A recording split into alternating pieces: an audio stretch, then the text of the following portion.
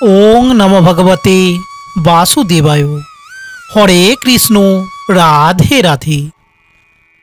বন্ধুরা, আমাদের হিন্দু ধর্মে ৩৩ কোটি দেবতা আছে। এই শব্দটি আমরা কম বেশি অনেকেই বলে থাকি। সত্যি কি আমাদের হিন্দু ধর্মে ৩৩ কোটি দেবতা আছে, নাকি এটা আমরা সঠিকটা না জেনে বলে থাকি?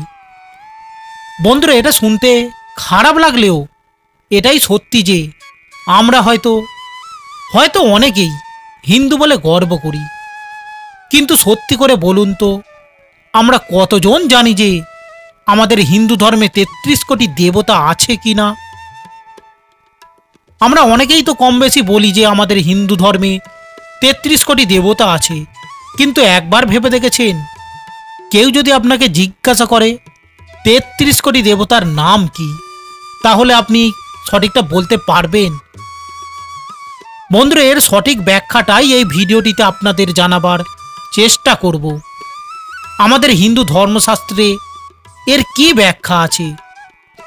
আশা করি বন্ধুরা সম্পূর্ণ ভিডিওটি মনোযোগ সহকারে দেখলে আপনি বুঝতে পারবেন আমাদের হিন্দু ধর্মে ৩৩ কোটি দেবতা আছে কি না।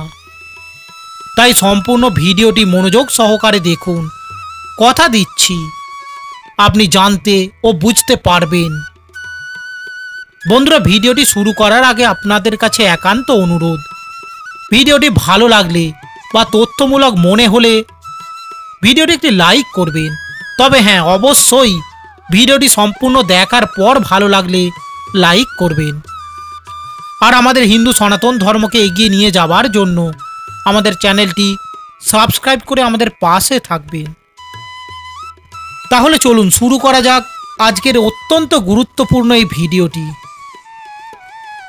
বন্ধুরা, আসলে সনাতন ধর্মে ৩৩ কোটি দেবতা নেই, তাহলে আমরা এই শব্দটি ব্যবহার করি কেন? ভালো করে শুনবেন। এখানে কোটি শব্দটি সংস্কৃত ভাষায় ব্যবহৃত হয়েছে। এর অর্থ হলো শ্রেণী বা প্রকার। অর্থাৎ সনাতন ধর্মে ৩৩ প্রকারের বা ৩৩ শ্রেণীর দেবতা রয়েছে, যারা ঈশ্বরের বিভিন্ন শক্তির প্রতিনিধিত্ব করেন। বন্ধুরা, কোটি শব্দটি আধুনিক বাংলায় যার অর্থ 10 মিলিয়ন।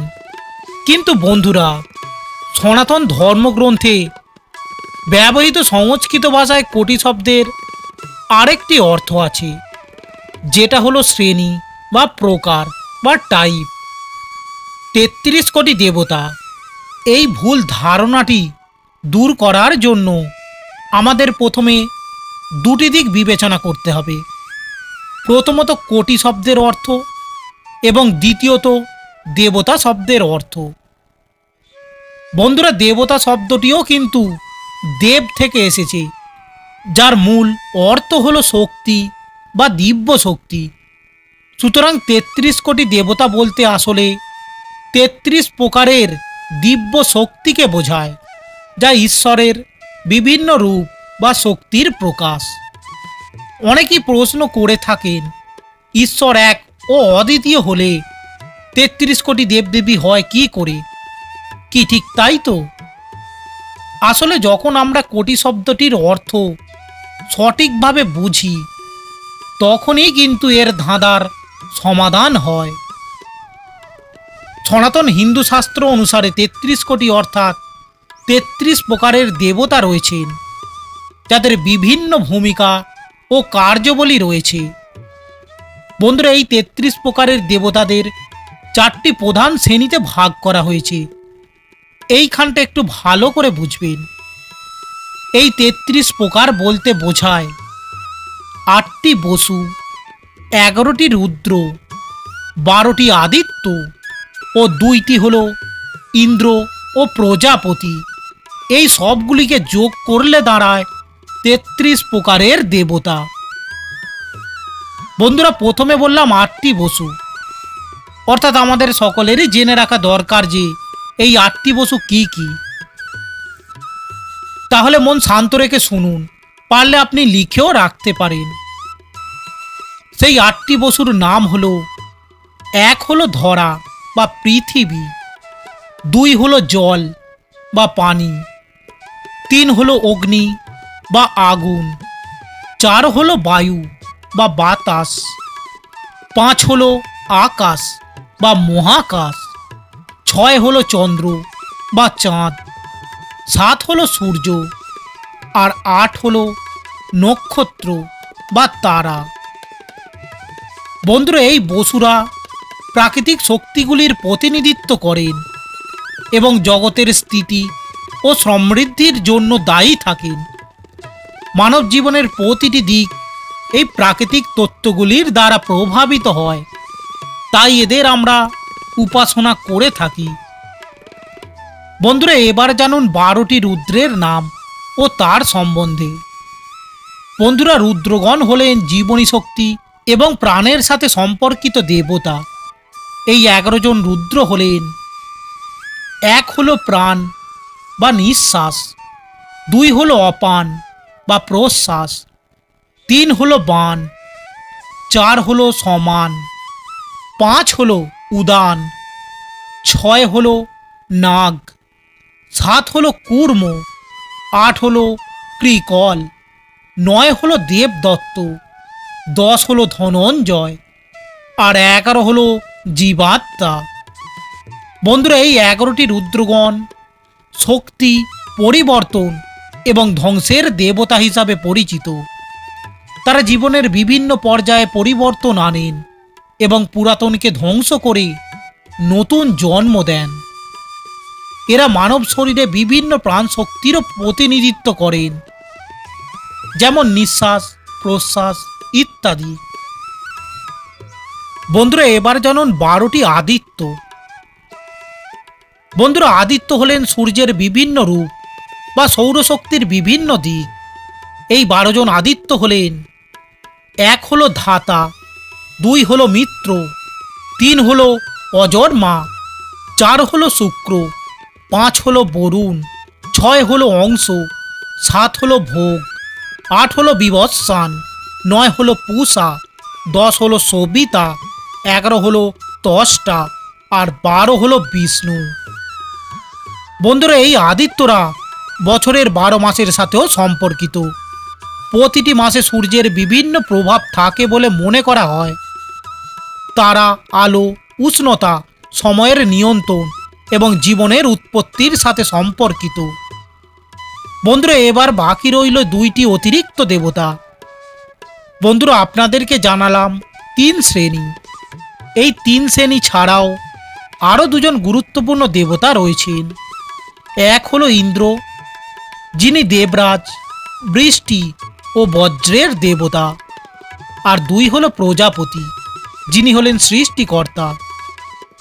বন্ধুরা, এই 2 জন দেবতার বিশেষ ভূমিকা রয়েছে। ইন্দ্রদেব স্বর্গের রাজা হিসাবে পরিচিত, যিনি প্রাকৃতিক শক্তি, বিশেষত বৃষ্টি ও বজ্রের অধিপতি। আর প্রজাপতি হলেন সৃষ্টির অধিপতি, যিনি জীবজগতের উদ্ভব ও বিকাশের জন্য দায়ী। এইভাবে বন্ধুরা 8টি বসু, 11টি রুদ্র, 12টি আদিত্য ও 2 জন অর্থাৎ ইন্দ্র ও প্রজাপতিকে নিয়ে মোট 33 প্রকারের দেবতা আছেন। তাহলে আশা করব আপনি বুঝতে পেরেছেন। তবে অনেকের মনে প্রশ্ন আসতেই পারে যে ভগবান শিব কি 33 প্রকারের দেবতাদের অন্তর্ভুক্ত কিনা।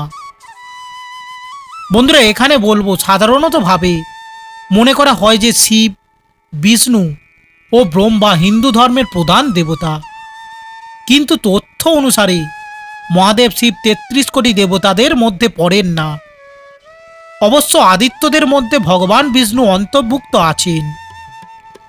বন্ধুরা, এবার প্রশ্ন, দেবতা শব্দের অর্থ কি? বন্ধুরা, সংস্কৃত ভাষায় মূল শব্দটি হলো দেব, যার অর্থ শক্তি বা আলোকময় সত্তা।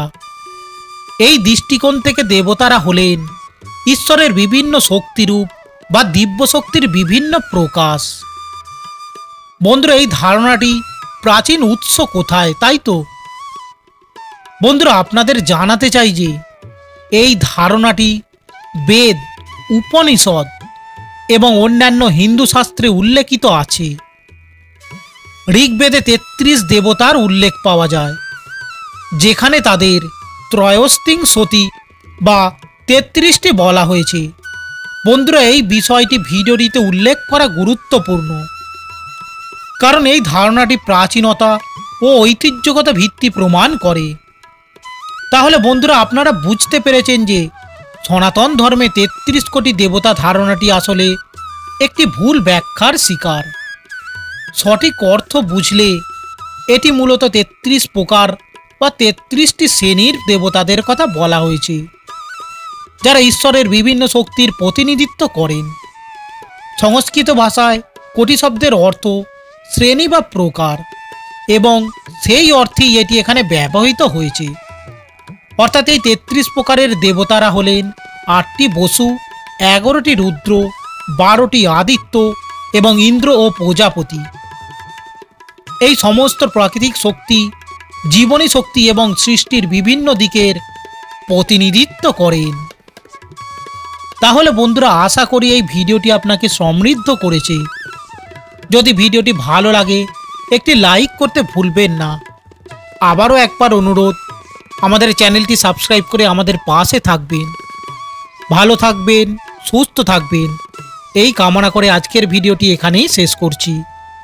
জয় শ্রীকৃষ্ণ, রাধে রাধে, ধন্যবাদ।